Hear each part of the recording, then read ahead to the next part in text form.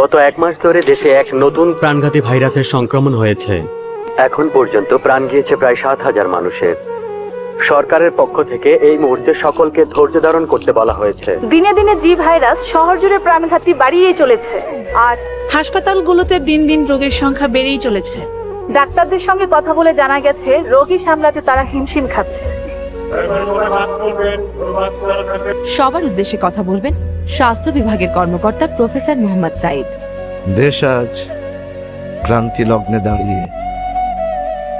আপনারা জানেন, গত 1 মাস যাবৎ সারা দেশে একটি ভাইরাস ছড়িয়ে পড়েছে, যাকে আমরা বলি জি ভাইরাস। এই ভাইরাসে আক্রান্ত হলে সাধারণত মানুষ 7 দিনের বেশি বাঁচে না। আমরা ইতিমধ্যে এই ভাইরাসের অতি দ্রুত এর অ্যান্টিডোট তৈরি করতে পারবো বলে আশা রাখছি।